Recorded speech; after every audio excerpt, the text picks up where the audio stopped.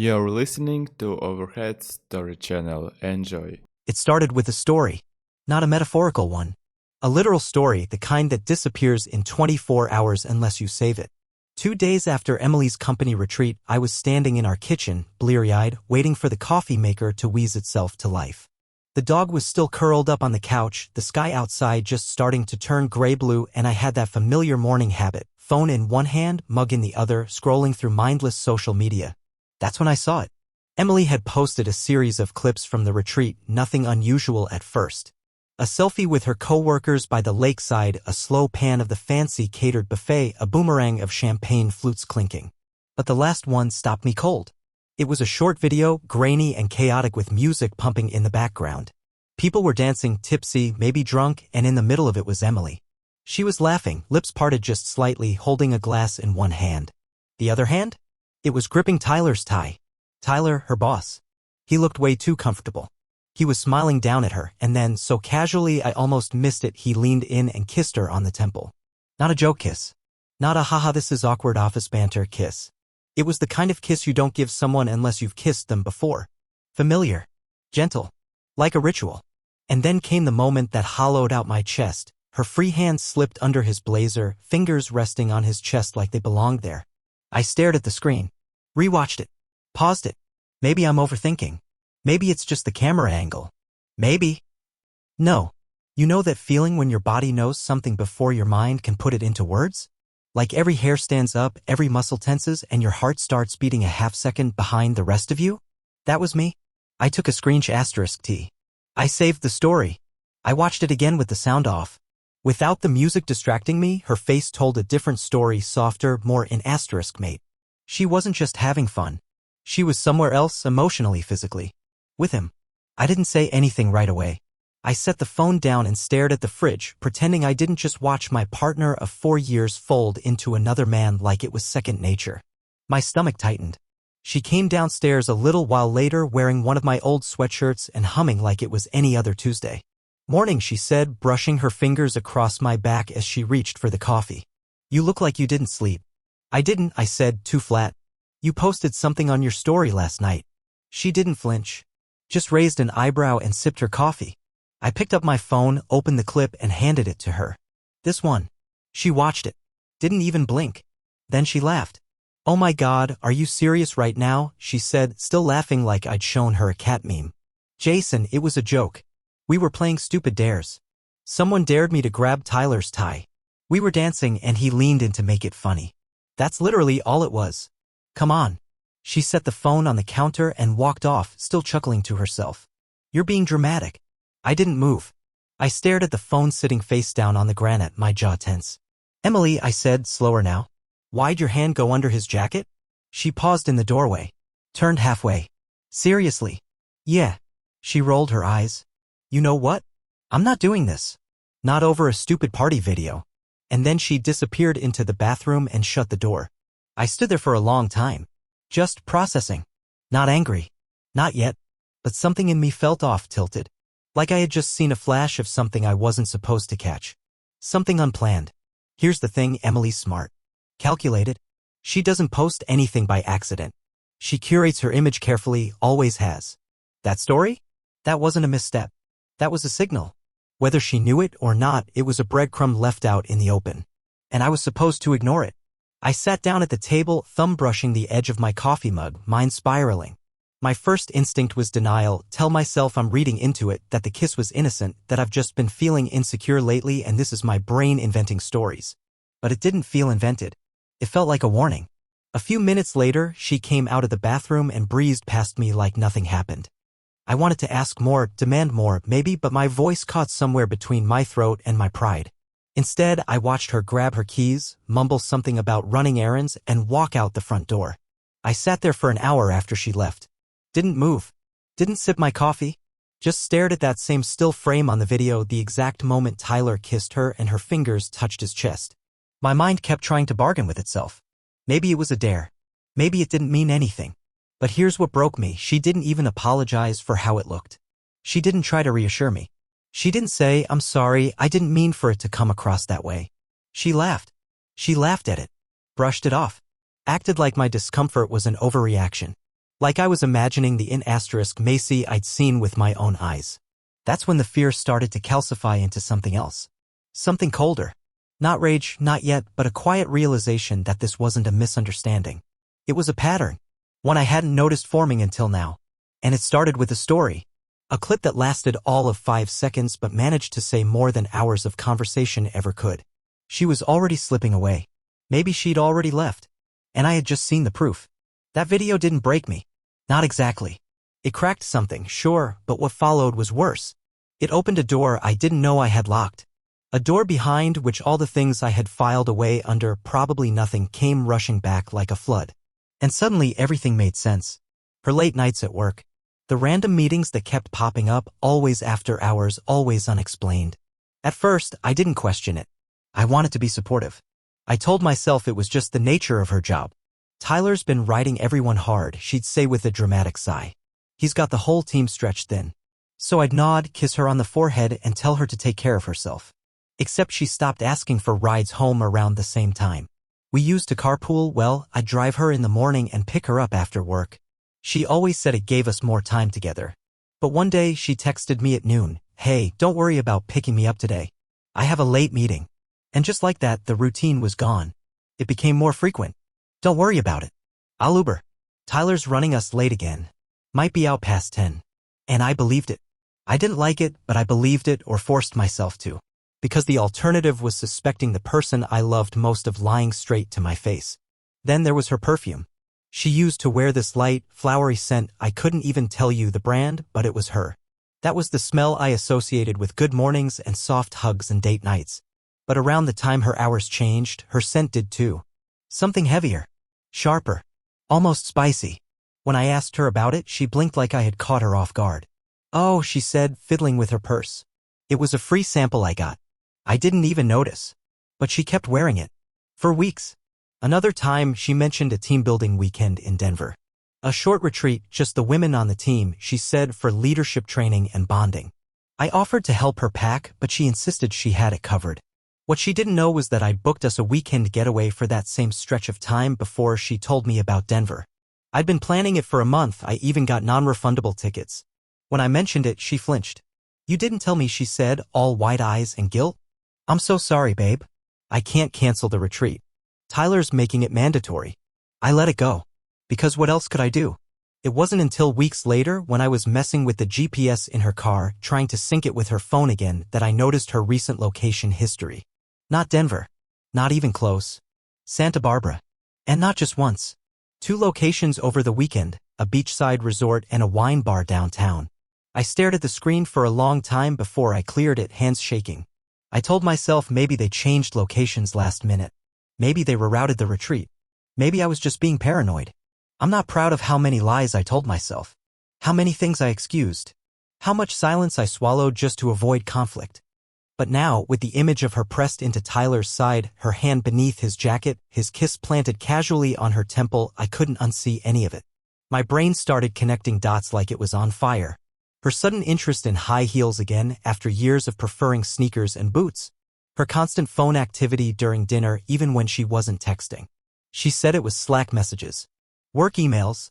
You know how crazy things get. Her phone always used to sit face up unlocked. Now it was face down. Or in her purse. Or in the other room. Once she even took it into the shower. I remember watching her walk out of the bathroom, towel wrapped tight around her body, and she looked startled when she saw me staring at the phone in her hand. "What?" she asked, laughing nervously. "Just checking Spotify." She always had a reason.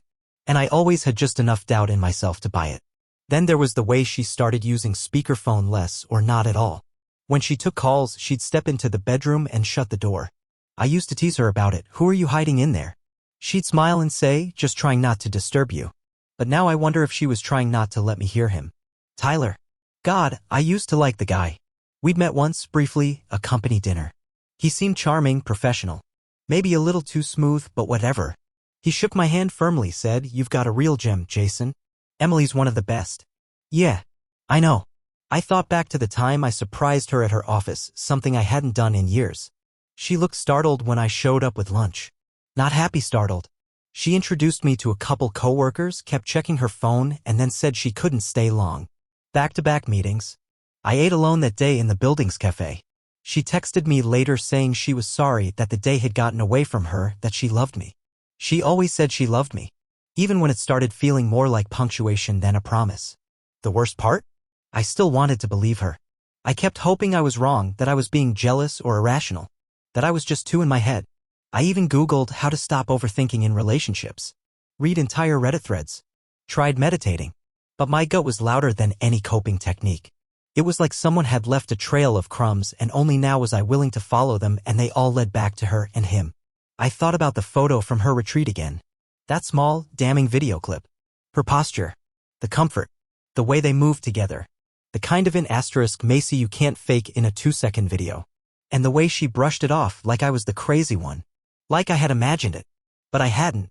I was starting to see the full picture now. One piece at a time. And none of it looked like love anymore. I didn't go looking for proof. Not at first. I didn't dig through drawers or hire anyone or stalk her through the city. I didn't want to become that guy, suspicious, paranoid, desperate. I told myself if something was going on, the truth would eventually show itself. It always does. And it did. In the most mundane, stupid way imaginable. It was a Sunday afternoon. Rain outside, the kind of steady drizzle that makes the whole house feel smaller. Emily was out running errands, which I'd stopped questioning by then. I was cleaning out our hallway closet, old coats, boxes, tech junk. A dusty laptop sat on the bottom shelf, wedged between a curling iron and a pile of college textbooks. It was Emily's old one, a slim silver MacBook she'd stopped using after the battery started failing. She'd meant to wipe it before donating it. Said it was on her to-do list. That list had become a running joke between us, a place where plans went to die. I was going to toss it in a donation pile when I decided to plug it in and power it up just to check. The charger was still in the same box. I didn't even think twice. It whirred to life slowly, wheezing like something ancient. When it finally booted, I was surprised to find it hadn't been wiped. Her wallpaper was still there, a photo of us at a vineyard back when we took spontaneous trips and actually smiled like we meant it. That image hit me harder than I expected. I should have shut the lid. Should have unplugged it and gone back to organizing shoes. But I didn't. Instead, I opened Finder. I don't know why, maybe just curiosity, maybe instinct. Whatever it was, I clicked into a folder labeled Backups. Inside was a collection of folders named by date. Months and months of them. I clicked one. From early spring, and that's where I found it. A file labeled Denver_trip. I paused. My pulse kicked up, fingers hovering over the trackpad. She never mentioned saving files from that trip. When I opened it, the first thing I saw was a series of photos. Not selfies. Not team building *TS. These were personal. The first was of a hotel room.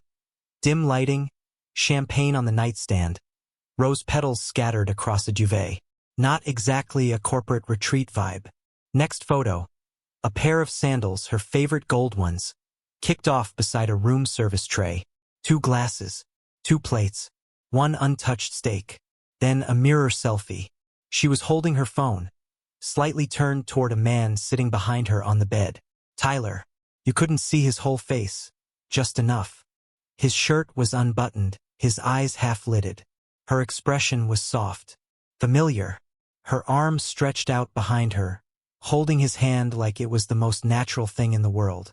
I kept going. There were videos too. Shaky, casual, careless. Like she never thought they'd be seen. One was a short clip of them clinking glasses in a rooftop hot tub. She leaned over, kissed his cheek. He turned his head and kissed her back, and I watched my wife giggle in another man's arms while narrating the sunset like it was theirs. I felt sick. Another video, dated the second night of the trip, showed her sitting on a hotel balcony, wrapped in a blanket, wind in her hair. She turned the camera to herself and whispered, "I could get used to this." My chest tightened. I knew that voice, that tone. She used to say things like that to me. After road trips, after lazy Sunday mornings when we'd lie in bed and talk about what we'd build together. Now she was saying it to her phone. For him. For Tyler. I scrolled through everything. Part of me didn't want to see more. But another part, the part that had been suspicious for weeks, needed it. Needed to feel the knife go in clean. I had questioned myself so many times, wondering if I was reading too much into things, imagining shadows. There were no shadows here. It was all in the light. Captured. Saved. Dated. One photo in particular froze me.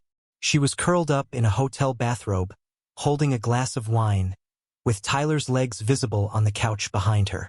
The TV in the background showed a basketball game. I remember that weekend. I was at home watching the same game alone, texting her updates she never replied to. She said she was in workshops all day. Liar. I closed the laptop, hands shaking. I didn't cry. I didn't scream. I didn't even punch a wall, which might have helped, honestly. I just sat there, blinking at nothing, breathing like the air had changed. Everything felt still, like the eye of a storm. I wasn't shocked, not entirely, but the finality of it hit different. This wasn't speculation anymore. This wasn't maybe. It was documented. And the worst part? She didn't even try to hide it. Not really. She just assumed I wouldn't look. Assumed I'd stay in my lane and trust her like I always had. And I had until now. I sat on the edge of the couch with her old laptop beside me, staring at that same stupid wallpaper of us in the vineyard. Her smile, my arm around her. We looked happy. We probably were. But that version of us, that couple, they were gone. Replaced by the quiet truth sitting in this machine. A folder full of evidence she forgot to erase. A backup. As if some part of her knew she might want to remember it all later. As if she thought he'd be more than a fling. Maybe he was. Maybe he still is. But not in my story. Not anymore. Because now the truth was here. Tangible. Cold. Archived by her own hand. She left breadcrumbs everywhere, and finally I'd followed them to the end. There was no fight. No screaming match. No dramatic confrontation in the middle of the kitchen. She never saw the moment coming, and that's what made it clean. After I found the folder on her old laptop, I didn't storm upstairs or throw it in her face. I closed it, set it aside, and sat with it. That's the part no one tells you. How quiet betrayal becomes once the evidence is undeniable. Once the gaslighting dies. Once your brain stops asking, what if? And starts whispering, what now? What now? I didn't know, not that night. But I knew this. I wasn't going to ask her why. I wasn't going to beg her to choose me or demand an explanation for why she traded in years of loyalty for a man with a fake smile and an inflated title. She'd already chosen. All that was left was what I would choose. And I chose to act. First, I made a call to an attorney. Her name was Rachel Chong, highly recommended, tough as hell, and not one for drawn-out emotional drama. I gave her the short version, skipping the gory details. Just facts. Timeline. The photos and videos. The Denver lie. The backup folder. When I finished, she was silent for a moment. Do you want to confront her? She asked. No, I said. I want to end it without giving her a chance to spin it. Then we move fast, she replied. You're in a strong legal position. We reviewed the prenup. I had insisted on it when we got married, not because I ever expected something like this, but because I'd built a small business before we met, and my mentor told me, flat out, protect what you build. She hadn't loved the idea at the time, but she signed it. Now it was my safety net. I started separating assets immediately. I contacted the bank and removed her access to our joint checking account. I didn't drain it, just isolated her portion, froze the shared card, and updated my passwords across the board. I closed our investment profile and created a new one in my name only. Our house, that was trickier. Her name wasn't on the deed, but she'd lived here long enough to potentially claim residency. That's where Julia came in. Julia, Tyler's ex-wife. I had her number saved from a holiday party 2 years ago when we ended up seated at the same table. We'd made polite small talk, nothing memorable. But now she was suddenly the only person who might understand what I was going through because she was probably going through the same thing. So I called her. She answered on the second ring, wary. Jason? Yeah, I said, clearing my throat. I know this is out of nowhere. But I think we need to talk. 10 minutes later, we were in a coffee shop downtown. I showed her the photos, Tyler and Emily in the hotel, the balcony, the hot tub. She didn't cry. She just stared. I knew it, she said finally. He's been different for months. I just didn't have proof. You do now, I said. She took a deep breath. So what now? I hesitated. I have a favor to ask. And just like that, we had a plan. Julia moved into the guest room that weekend. Officially. She brought her mail, changed her address, and signed a simple residential agreement with my attorney that documented her as a legal tenant. Her presence wasn't just symbolic, it was legal protection. In the eyes of the court, this was no longer Emily's home. Emily still didn't know. She was gone that weekend, supposedly visiting her sister in Portland. That gave me time. I had her belongings boxed up, not carelessly, but not lovingly either. Her closet, her vanity, her little drawer in the bathroom that I'd always pretended not to notice, all of it packed. Labeled. Sealed. Not thrown away, not damaged, just removed. The house felt different almost immediately. It was like purging her things had the static out of the air. I could breathe again. The kitchen didn't feel like a crime scene. The couch didn't feel haunted. Julia even helped rearrange the furniture, nothing drastic, just enough that it felt like the energy had shifted. The locks were changed Monday morning. The security code was reset. Her key fob deactivated. Even the garage opener, I switched it out. If she tried to get in, she'd find herself standing on the porch of a place that no longer belonged to her. And still, I didn't call her. I didn't send a warning text. I didn't ask questions I didn't want the answers to. I didn't let her prepare. Instead, I gave the attorney the go-ahead to serve the paperwork. Divorce papers. A clean split backed by clear evidence of infidelity. She'd be served the moment she returned. She thought she was coming home to her life. She had no idea the locks wouldn't turn. No idea another woman would be inside. No idea she'd walk into silence and a wall of legal fact she couldn't undo. The last step was the car. We had leased a black SUV together, both our names on the agreement. She drove it mostly, and I paid the bill. That ended Tuesday morning. I contacted the dealership, explained the situation, and initiated a voluntary repossession. The car was picked up from the parking lot at her office. She texted me 3 hours later. "Did you take the car?" "What the hell, Jason?" I didn't respond. She called. I let it ring out. Then silence. By Thursday, everything was in place. Her financial access revoked. Her mail forwarded. Her stuff boxed and labeled and sitting in the garage. Her home now registered to someone else. And me? I felt still. Not angry. Not smug. Just steady. No confrontation. No yelling. No scenes. Just execution. It was a Friday evening when Emily came back. Not with fanfare or chaos, just the quiet hum of her Uber pulling into the driveway and the clink of her heels on the walkway. I was sitting on the couch with the TV on mute, a glass of water in my hand, listening. Not out of anxiety, I wasn't scared of this moment. I was prepared for it. Every move I'd made up until now had been for this exact second. Every decision, every document, every locked drawer and changed code, this was the payoff. I didn't get up. I heard her try the handle. Once. Twice. Then the familiar jangle of her keys. Nothing. Another pause. Then a knock, soft at first. Maybe she thought it was a mistake. Maybe she thought the lock was stuck. I imagined her staring at the door, confused, annoyed. Then she rang the doorbell. I waited. Julia opened it. She was calm, composed, in jeans and a t-shirt, nothing provocative, nothing hostile. She held a manila envelope in her hand and a small clipboard tucked under her arm. This wasn't drama. This was business. Emily's voice came through clear from the other side.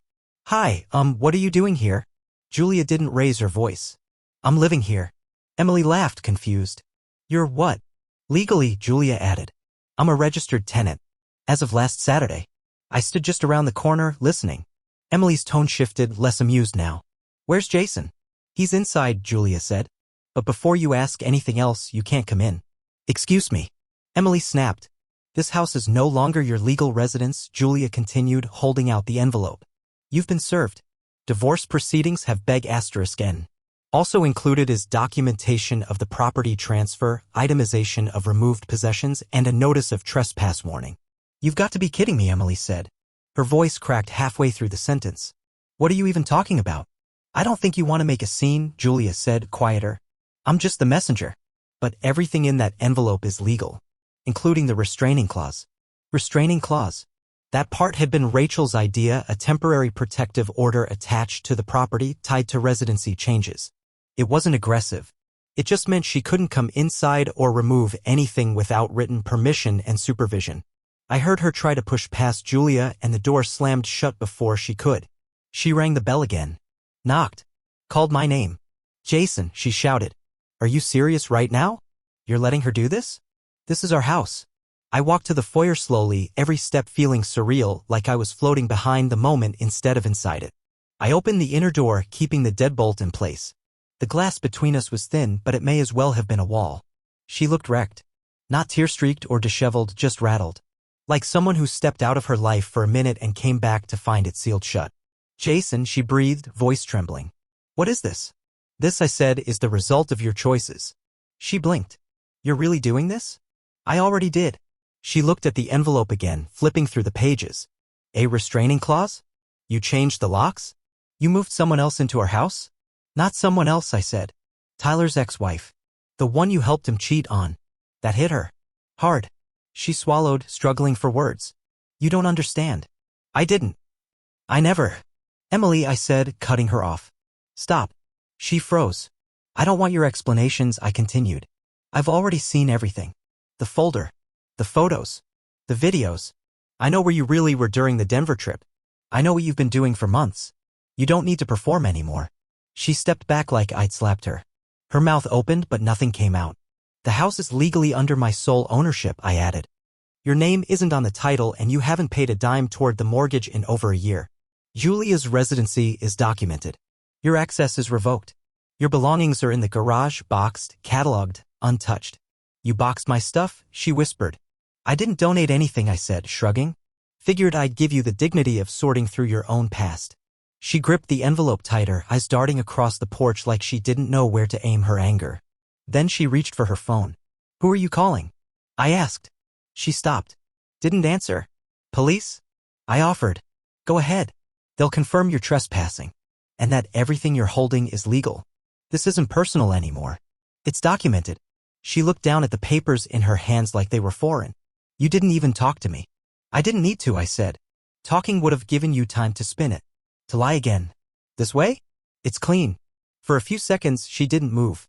Just stood there on the porch like she was still trying to wake up from the dream where she was the one in control. And then, quietly, almost in a whisper, so this is it?